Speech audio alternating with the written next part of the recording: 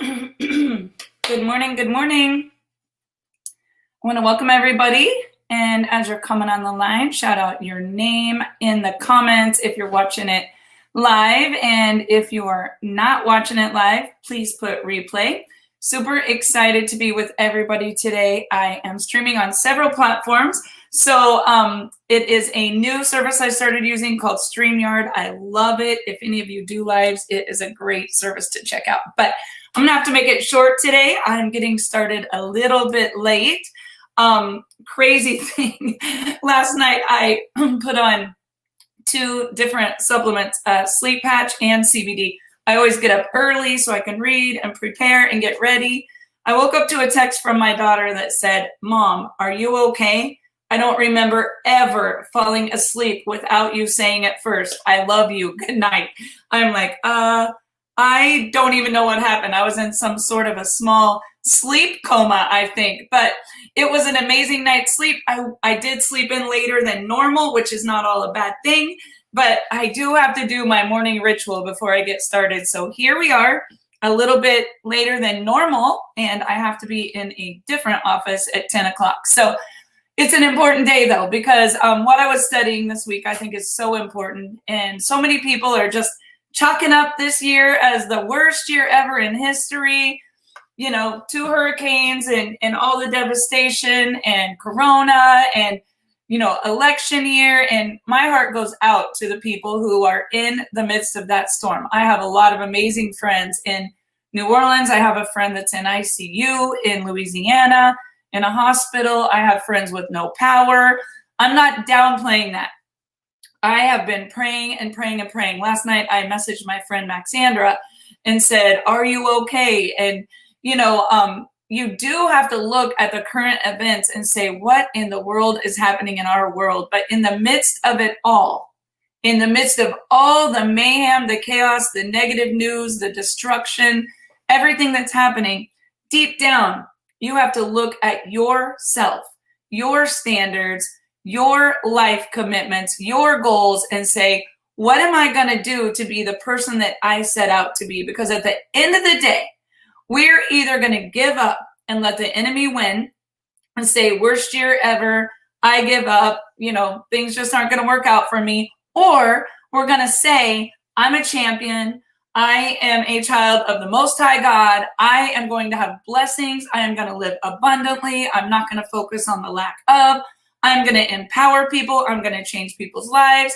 And you guys, the one thing, and the reason I would go late today starting, is that I don't remember ever. I think the reason why I used to get so nervous going on stage is because I never want to go on stage. I never want to go live. I never, ever want to show up and not be the person that brings you more energy, more hope, more light, more love, more positive than anywhere else. And I take that really seriously because that's my standard. And my question to you today, in designing your year 2020, and I have some notes. That's why I have these glasses on, because all of a sudden I had a birthday one time and turned 49 and my reading went. So don't ask me what happens. I'm taking selenium and all kinds of things to reverse my eyesight, resveratrol, like whatever I can do. But I'm telling you, all of a sudden I can't see. So I still have my spirit though. That's all that matters, right? My message for you today is raise your standard. And I want you to get a notebook and take some notes, because when I was taking notes on this, I was literally high-fiving myself in the kitchen listening to training, because this is so good. I have to share it. If you've never watched me on Facebook Live, if you've never listened to anything I said on No Guts, No Story, listen today. And if you really want to impact people, comment. The comments is where it's at. That's what gives people this in their news feed. And if you really, really, really want to change people's lives, hit the share button and tag somebody that you know that needs hope, that needs energy, that needs a renewed spirit, that needs belief in themselves, that needs a little bit of faith, that needs someone to tell them that this is going to be your year. Yes, high fives in the air. Everybody, you can smash the heart button and we can virtually high five right now. But my message to you today is that you need to raise your standard, because everything that we're getting in 2020 and I might hurt some people's feelings, but in your checkbook, in your relationships, in your health, in your mindset, your anxiety level, your paying off debt, your weight when you step on the scale, every single thing, including me, what I'm getting, what you're getting, it's all because we have mental beliefs of how we see ourselves.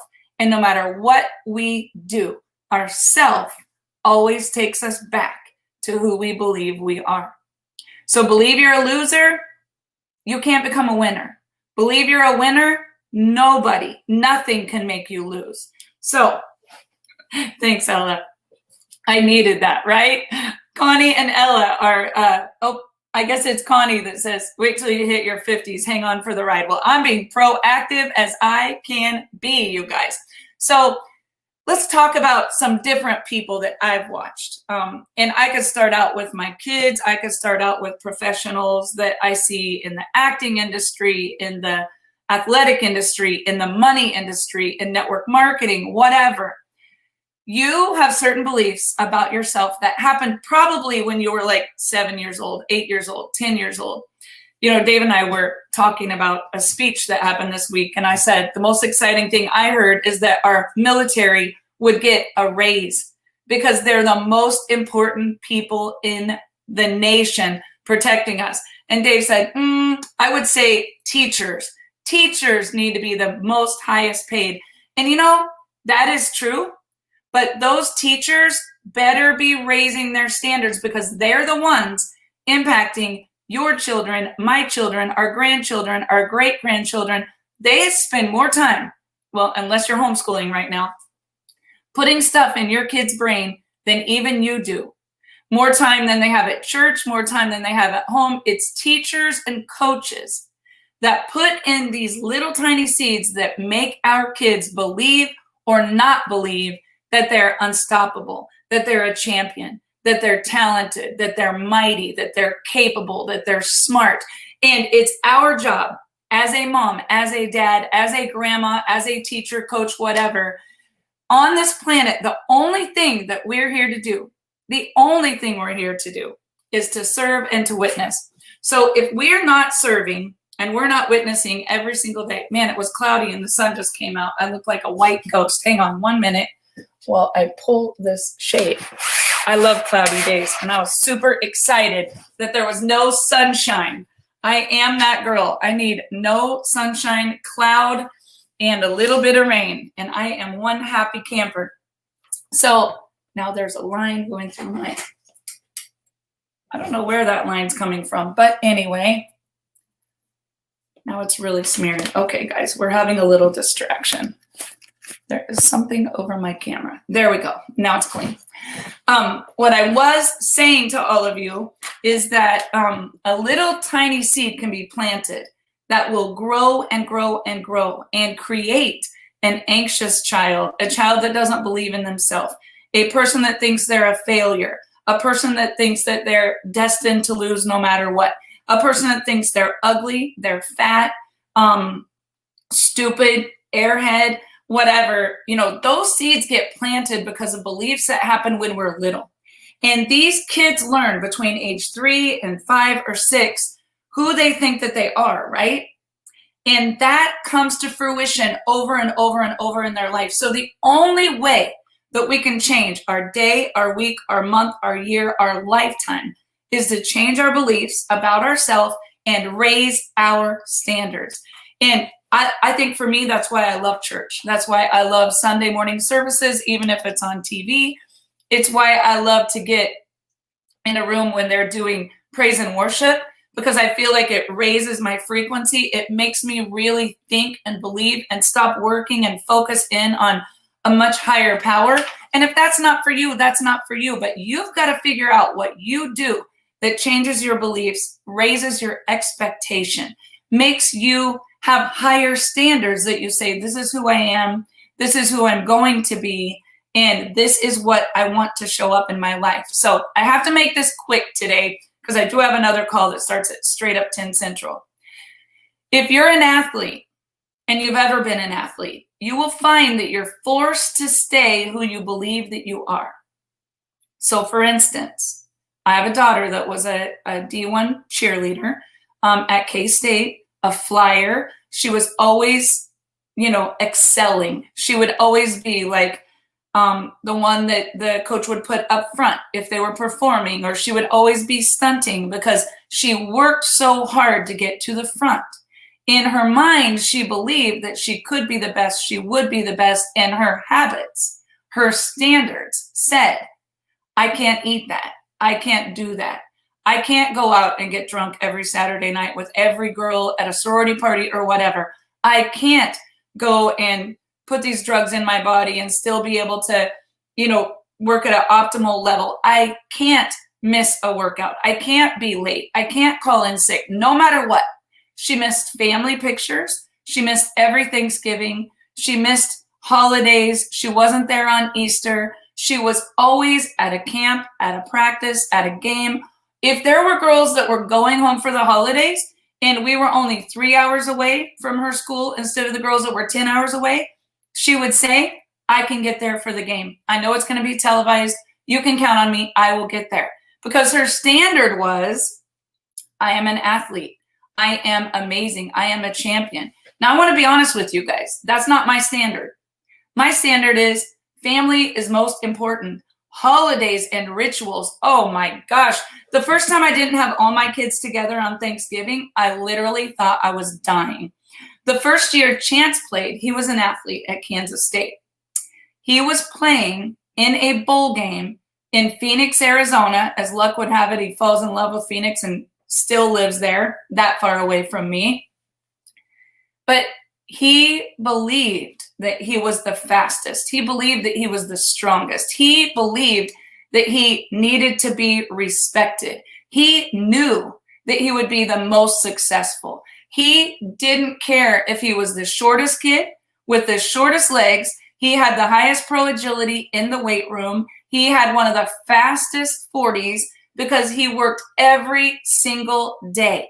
We moved out of the home that we have here that I love in our hometown. We moved to a different home. We put money down to purchase a new home and started a new school his senior year because his football coach here had a child with a handicap and the coach was not going to be able to be there. And when the coach called and said, Chance, I need you to step up and be a leader. I need you to lead weights and football. Chance looked in the mirror and said, if I'm the smartest guy in the bunch, I'm not going to have a successful senior year. I need to move. I'm not a tree. It doesn't matter where I live, where I've always lived, that it's my senior year and I might not start and I might not have this amazing status that I've always had as the kid that got the most touchdowns and was running the weight room. I need to go get around some more successful people. And as my heart was breaking, they said, we're not going to do our senior year here. We're moving. You guys, I look back on that. It was the most uncomfortable time in my life. We had merged a company that we had that was exploding, that was debt-free. We needed a bigger infrastructure, and our little town of 2,000 didn't really have it. So we had merged our company. I had sold my dance school. My daughters were starting up front in dance. I owned the dance school, 2 of them. I sold the dance school, merged a company, and moved and started a new company with my son as a senior at a new school and my daughter starting at the back of the row as a sophomore. She said, I know I've always been on dance team. I know I've always had lead part in the plays. I know I'm on the varsity singing group and traveling, but I'm not going to sing and I'm not going to dance, Mom. I want to be a cheerleader. I can remember, you guys, being more uncomfortable, like I had my shoes on the wrong feet. I had been the girl in this town that painted the football field, painted the mascot on the field. My husband coached the wrestling team. We ran the wrestling website. We gave tons of money that we donated. We were just killing it here in our hometown. And we moved to a town where we didn't know anyone. I didn't know one mom at the football supper. And my kids started in the back row because they wanted to be pushed. I'll never forget it. Their standards were, I want to be the best. In the first game I went to, Chance had 3 interceptions and 2 touchdowns. And he went from being the new kid that might get put into being on the starting team. That's not me. That's not me. That's not who I believe that I am. I was never an athlete. I quit every sport I ever started. It wasn't even a dream of mine. They do not get their athletic abilities from me. I started a dance school. I started a dance school because I was the girl that was never good at anything. And one day when I became incredibly successful in business, I wanted to empower young girls. So when I started a dance school, I wanted to recognize them, love them, encourage them, tell them they were beautiful, put them out on stage, put the spotlight on them, give them trophies, help them believe in themselves. I didn't start a dance school because I was the best dancer. I hired the best teachers so my kids could become the best dancers. And then when they were at the height of their peak, and I remember it very well, Nikki Wiggins was running the whole entire studio. She said, "Barb, your girls are so good. If I were you, I'd take them out of your school and take them to Hayes." And I can remember thinking, wait a minute, that's a team we compete against. You want me to take my girls off Barb's School of Dance team and go put them over here in Vision, which was Jackie Kramer's dance team. She was the best. They were winning nationals everywhere they went. Unfortunately, Brooklyn had graduated. And so she was in college and she didn't get to live that chapter where she had an even higher level, but she was amazing. And I want to tell you something. Her little sister wasn't as good as she was when we were at Barb's School of Dance, but her little sister went on to be a national champion on a dance team because they believed that was their standards. Now, you guys, if you don't know who you are, you will always go back to who you believe you are. I believe I'm not an athlete. I believe I am the absolute most amazing mom and grandma on the planet. That's what I want to be. That will take precedence over anything. Anything. I could have no money in my bank account and one of my kids be in trouble or need support or need new wrestling shoes or want to be coached or be depressed and need a life coach or be struggling and need, a therapist, whatever it was, I would find a way. Because in my mind, when you need more, you'll do more to reach your standard. And my question to all of you today, joy comes when you're spontaneous. Joy comes when you know that it's hard, but you act without even thinking and you say, this is who I am. This is what I'm going to do. I know that I know in my heart, I'm the greatest network marketer. I know in my heart, I can empower people to do more and have more and make more money and have more success than they've ever had in their life. I've done it for 25 years in nutrition. I'm not a nutritionist. I'm not the healthiest person, and I don't really know a lot about nutrition. But like Henry Ford said, I may not be the smartest girl on the block, but I will find the expert.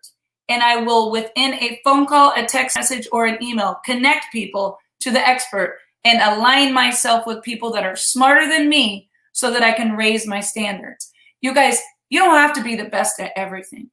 Find out what your identity is, what you believe that you are, and surround yourself with other people that are successful. Because when you can do what is natural to you without even thinking, and you can really be yourself and not have to be like everybody else wants you to be, you'll be happy. You won't have anxiety. You won't have the fears. I mean, you'll still have some fears, but if you look in the mirror at your physical physique, you look in the checkbook at the balance that you have, you look in your relationship at how healthy it is, you look at your habits, whatever it is, and I'm going to step on some toes right now, but you are exactly where you believe you are. If you believe you're an addict, no matter if you go to treatment 4 times, you'll always go back to being an addict. If you believe you're fat, even if you get your tummy tucked and stapled and you get all the fat removed, you will still look in the mirror and believe you're fat, and it will all come back.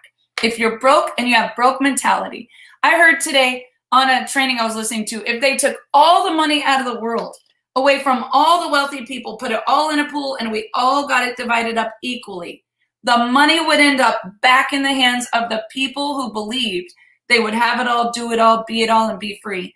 And the ones who were given more, if their mentality was a lack of, they would be broke and bankrupt like this. And I believe that. because there were times when I didn't raise my standard and I didn't believe that I was successful financially, and money came to me and I sabotaged it all and lost it all and was in a worse predicament than I had ever been after being successful, because my standards, my belief about myself was not that I was financially successful. I was still thinking I was that young girl that was a broke beautician bouncing checks with my name in the paper and my car repossessed and my single mom in the single wide trailer with my dad that disappeared and no money. That's the way I believed. But I had a belief put in me, a work ethic, that no matter what, I would survive. And I did. So I want to ask you guys, who's renting space in your brain? Who put these little beliefs in your brain? And who made you identify yourself as that person? Because the minute that we can change that, we can change your reality. And we can start on September 1st, like it's a brand new year, and all of a sudden, you're going to become successful. The first thing that we have to do is take the energy that you need to transform your life and say, I don't care what it takes to get this, I'm going to get it. If you get it from church, get your butt to church. If you get it from books, get your butt in a book. If you get it from surrounding yourself with positive people, get your butt around some positive people, but identify yourself in a new way. Because if I think about my money and I keep identifying myself in a way that isn't positive, no matter what happens, I will always be negative in my checkbook. Your actions are the things that you do consistently every single day. Now, I want to ask you something. If you look at an athlete, I can look at Chance and Callie, for instance. It was Corona. We were stuck in a house for 53 days. I cooked like it was Thanksgiving every single day. Everyone was gaining weight. Everyone was stuck at home. Everyone was frustrated. They didn't stop working out. In fact, sometimes they worked out 2 times a day. I would be cooking brownies and dumplings and potato soup, and they would find a way to get the chicken on a salad. And it was crazy because I could make party punch and they would be looking for an ice water. It's just what they believe. It's just their standards and the person that they are. Now, my standards are, I like to entertain. I want to have a big spread of food. I want to make everybody happy. I want them to love being at mom's house. I want them to never forget what it was like at grandma's house. So I could one minute be like, we just launched a new weight loss. I'm going to stick to it. And in the next minute, I would be, let's make a sundae bar so the kids think it's fun, right?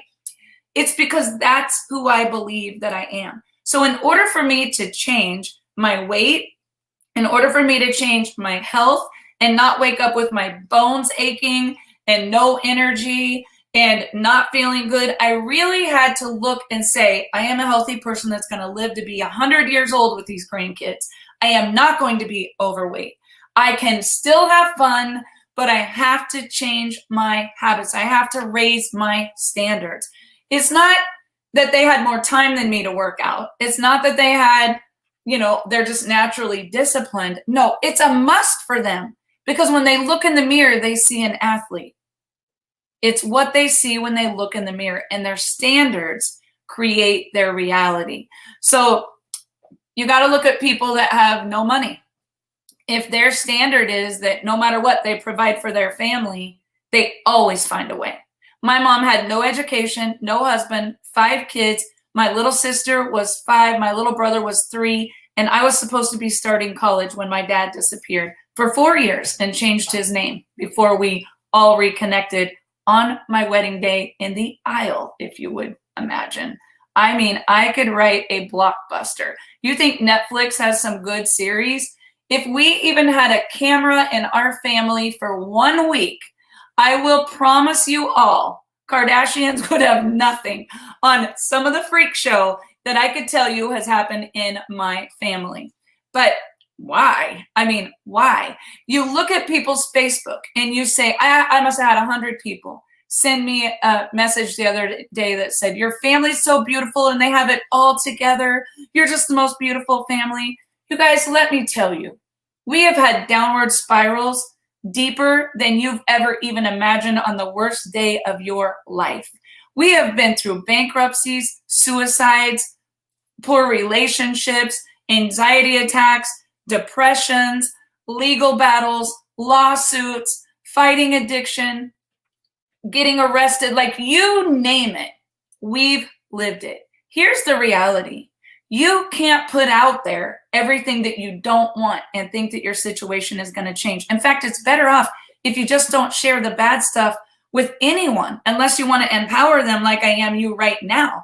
None of you knew anything I was going through when I came on and did a no guts, no story and said, you can have and be and do anything you dream of, when I might have had a negative balance in my checking account, when I might have had a kid fighting a battle, when I might have had no sleep, high anxiety, and the worst fear in my life. When we were fighting a battle with Dave's mom, when they said she will not live for 90 days, we were saying, that's not us. That's not our standard. We're not going to lose this battle. We are going to win. We are going to have victory, because no problem is bigger than our God. But I want to tell you guys something. A lot of people would say, oh no, the worst thing is happening. And they roll over, play dead, and give up. That's not the standard. So if you look at where you're at right now, I'm going to give you guys a little exercise to do before I end this live today. Most people's standards are to just pay their bills. Some people's standards are to pay their bills and have a little bit extra. Some people's standards are to have enough money to always be able to take care of their family and their friends, even if they barely had enough money to pay their bills. If someone was in need, they would find a way. And what happens? They find more money, because their standard is, I have to be able to give. I have to be able to contribute. I have to be able to take care of my family and my friends. Those people are not talented more than you. They don't have more favor than you. It is in their being that they have to be able to contribute, and they always find a way. That's my mom. She would always find a way no matter what. This single mom, her dad died the same year my dad left. My dad left in May. Her dad died the following April. He helped me open my first salon on Valentine's Day, and he died on April 30th. My mom had lost her house, her dairy distribution company, a grocery store, rental properties, everything. My dad was gone. She had 2 semis and a dairy distribution company, nobody to drive the truck. She hired an old man to drive a truck. She hired another guy to ride with her. She tried to keep it going. She lost everything. They slept 4 kids in a bed with her and all their clothes in a bedroom of a single wide trailer. The only one she kept. Not a double wide, a single wide, at a campground that she owned with my grandpa that was closed for a legal battle in a lawsuit with my dad and my grandpa. And my mom went to work making king of the road trailers and working the night shift, going and sleeping at houses of elderly old people so that she could make money even while she slept. And those kids were taking care of themselves, because losing was not an option. Food stamps was not her identity, even though she qualified. WIC was not her dream. She wanted to win. She bought one house. She drove an old car. Then she bought another house. Then she bought another house. Today, she must own 50 rental properties, 2 car washes. She bought back the campground. She paid off that house. This year, she bought her dream house, paid it off already this year with a campground that's closed during Corona. And I want to tell you guys something. That's the belief that I got put in my head. You can win no matter what if you work and you believe that you can win. There is not a lazy bone in my body. It's not in my DNA. I might not be the best athlete. I may not be the healthiest. And sometimes I make poor decisions. I'm not the smartest girl, but I can hire the smartest people. I can do math. I don't even pretend to be able to take care of all those facts and figures. It just makes me crazy. But one thing I know that I can do, I can win no matter what. No matter what. And the minute I say that, the enemy will give me the worst battle of my life. He loves to play games. And I literally have to look in the mirror and say, not today, Satan, because you're not going to win. And you guys, some people forgot how to say that. They forgot about a higher power. They forgot how to win, because they've given up in the middle of these crazy circumstances.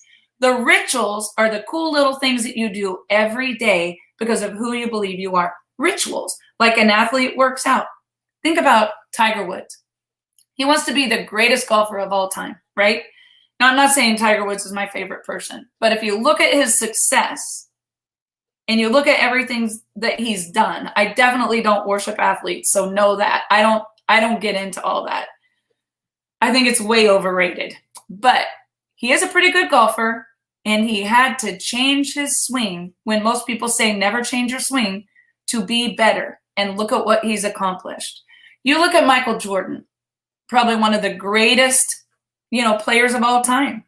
And he will talk about how he would have poor numbers and take shots and miss, but he just kept trying because he wanted to be the best. If you look at Michael Phelps, probably won more gold medals than anyone ever. He had 6 medals that he had won, but he wanted 7. He was exhausted. He was exhausted, fighting battles that many of you would never even know. And in his mind, he said, I am a champion. And with 1/100th of a second, somehow, by the grace of God, it had to be a miracle, he got the 7th gold medal. And in our company right now, it's the end of the month. And I can see people that roll over and play dead and say, it's just not my month. I'll get better in September. And I see other people that are like, this is me. I'm the top earner. I'm on the leaderboard. I'm the one. And they always find a way. You either find a way or you find an excuse. But every single one of us needs to do a few things. We need to raise our standard, because when we raise our standard, that's our belief in ourselves. We demand more respect.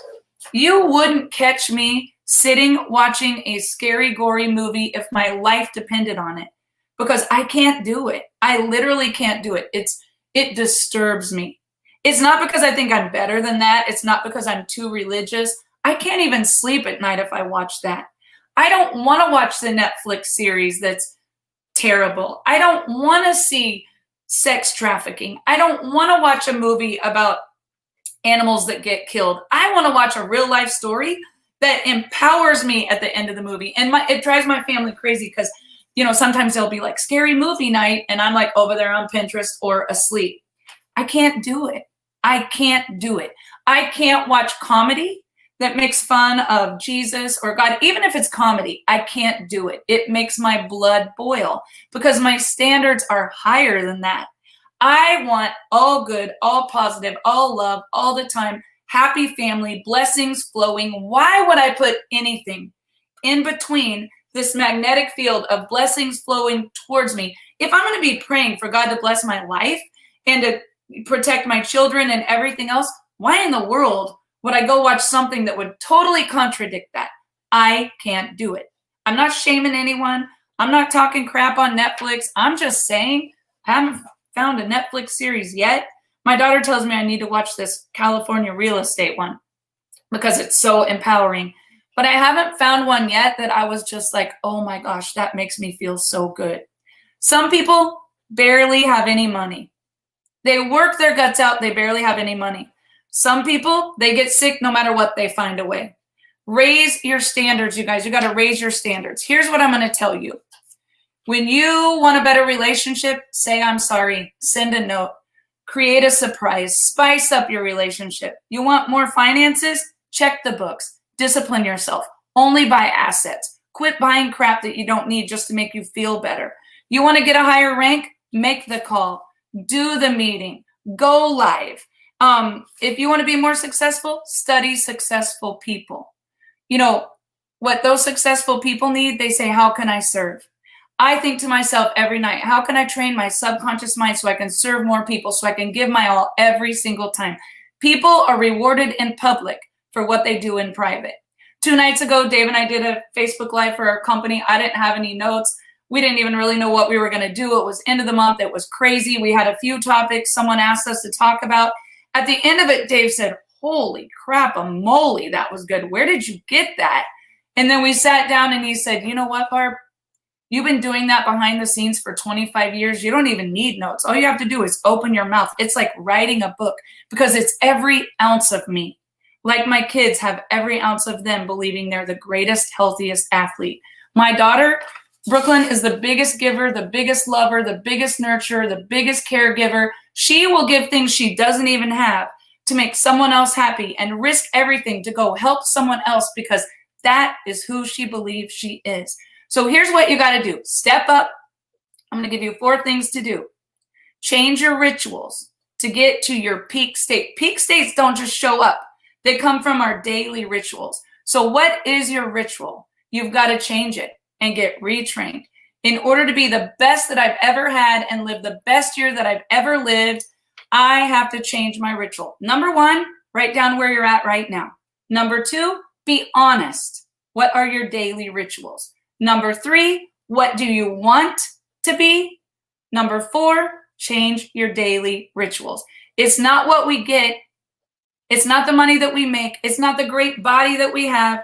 It's the person that we become when we want to improve. And I'm telling you guys, if it's your money, your kids, your relationship, your physique, your speaking skills, your sponsoring ratio, whatever it is, raise your standards, change your beliefs. Go read Psycho-Cybernetics. Go read The Magic of Thinking Big. Go get yourself absorbed into YouTube videos like Tony Robbins and Les Brown. And if you need some, message me, I'll give them to you. But I'm going to be late to my next live if I don't get out of this office, run to the other building, and jump on a Facebook Live with my husband so we can do the training for our company. I hope you guys got something out of this. I am super fired up about September. It's going to be a September to remember like none of y'all have ever seen.